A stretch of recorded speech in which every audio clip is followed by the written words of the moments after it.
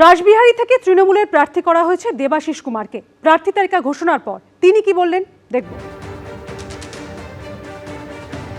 নির্বাচন মানে একটা লড়াই, সেই লড়াইয়ের আমাদের তো একটা নির্বাচন শেষ হলে আরেকটা নির্বাচনের জন্য অপেক্ষা করতে, এবং সেই সময়টায় আমাদের সেই কাজটা করতে হয়। সেইভাবেই আমি গত 2021-এ যখন নির্বাচিত হয়েছিলাম, তারপর থেকে 5 বছর ধরেই আমার বিধানসভা কেন্দ্রের মানুষের সেবা করার চেষ্টা করেছি। আবার নির্বাচন, সেই নির্বাচনে আমি কতটা সফল প্রমাণ হবে। তো রাসবিহারীতেই জন্মেছি, রাসবিহারীতেই বড় হয়েছি, তাই স্বাভাবিকভাবে এটা আমার একটা তো নিজের বাড়ি, নিজের ঘর। এখানে সবাই আমার এক্সটেন্ডেড ফ্যামিলি মেম্বার। আমার লড়াই কোনো প্রার্থীর বিরুদ্ধে নয়, দলের বিরুদ্ধে লড়াই। সেহেতু ব্যক্তিগতভাবে আমি কোনো প্রার্থীকে, আমার কোনো মন্তব্য নেই। তিনি প্রার্থী, তাকে দল তার প্রার্থী করে যোগ্য মনে করে প্রার্থী করেছেন, আমাকে আমার দল যোগ্য বলে প্রার্থী করেছেন। লড়াইটা দলের সঙ্গে দলের। আদৌ কি আপনি লড়াই নিয়ে ভাবছেন না মার্জিন নিয়ে ভাবছেন? শেষ প্রশ্ন। আমার এত উদ্ধত্ত নেই। আমি আবার বলি, আমি খুব সাধারণ মানুষ। আমি পুরোটাই এই লড়াইয়ে আছি, শেষ দিন পর্যন্ত লড়াইয়ে থাকার চেষ্টা করব। চৌরঙ্গী থেকে তৃণমূলের প্রার্থী করা হয়েছে নয়না বন্দ্যোপাধ্যায়কে। প্রার্থী তালিকা ঘোষণার পর কি বললেন তিনি, শুনুন। আমি 2001-এও দাঁড়িয়ে জিতেছিলাম, তো দল ভরসা রেখেছে, কিন্তু আমাদের দায়িত্ব বেড়েছে। আমরা সকলে জানি যে চৌরঙ্গী সবসময় দিদিকে চেয়েছে, মমতা বন্দ্যোপাধ্যায়ের সিট ছিল, এখনও সিট মমতা বন্দ্যোপাধ্যায়ের আছে, আগামী দিনেও মমতা বন্দ্যোপাধ্যায় থাকবে, এখানে কোনো অন্য কিছু হবে না। যেভাবে এসআইআর হয়েছে, যেভাবে বাংলার মানুষকে যেভাবে ছোট করা হয়েছে, আমরা তো নিমিত্ত মাত্র, আমরা সৈনিকের মতো কাজ করে যাই, কিন্তু যেভাবে কাজ হয়েছে, দিদি যেভাবে কাজ করেছেন, আমার মনে হয় যে, আগেও বলছি, আমরা তো নিজেরা লড়ি, কিন্তু আমরা নিজেদের নামে লড়ি না, আমরা লড়ি দিদির নামে।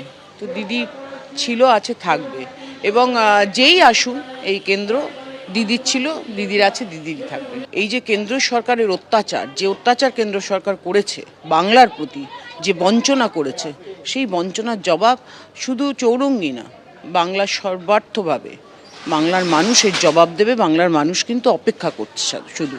মঙ্গলবারই প্রার্থী তালিকা ঘোষণা করেছে তৃণমূল, এবং চুঁচুড়া থেকে এবার প্রার্থী করা হয়েছে দেবাংশু ভট্টাচার্যকে।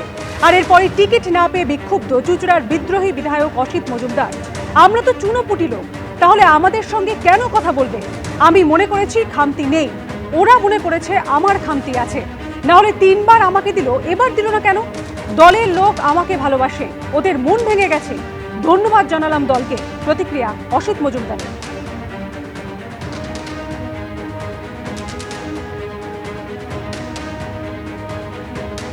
দল মনে করেছে যে আমার চাইতেও দেবাংশু ভালো হবে, কারণ এরা যুবক, এরা অনেক বেশি ফাইটার।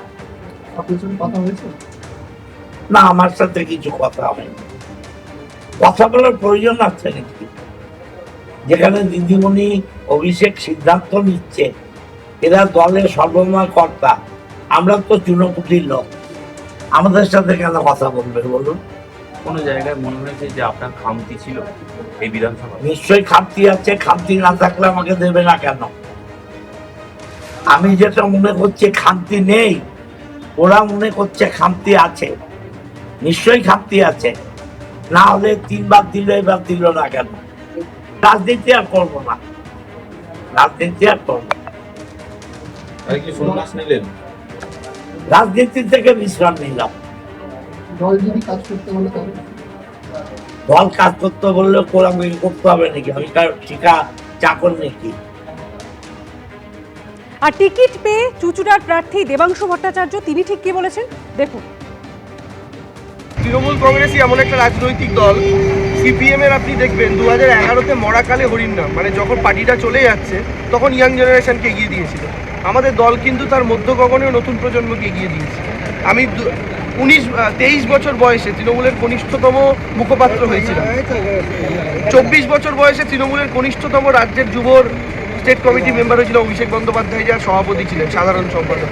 কনিষ্ঠতম লোকসভার প্রার্থী হয়েছিলাম, এবং এবারও চুঁচুড়ার মতো এমন একটা রাজনৈতিক সচেতন মানুষের বাস, যেখানে শিক্ষিত, সংস্কৃতি মনোভাবাপন্ন, সচেতন রাজনৈতিক মানুষের বাস যেখানে, এরকম একটা জায়গায় আমাকে দল পাঠিয়েছে এবং আমার বিশ্বাস আজ থেকে চুঁচুড়া আমার আরেক পরিবার। এবং আমি এইটুকু নিশ্চিতভাবে বলতে পারি, নতুন চুঁচুড়া করার শপথ যেটা চুঁচুড়ার প্রত্যেকটা যুব সম্প্রদায় দেখে, চুঁচুড়ার প্রত্যেকটা মা কাকিমা দিদি বোনেরা দেখে, সেটা আমরা আগামী দিনে করব। এবিপি আনন্দ, এগিয়ে থাকে, এগিয়ে রাখে।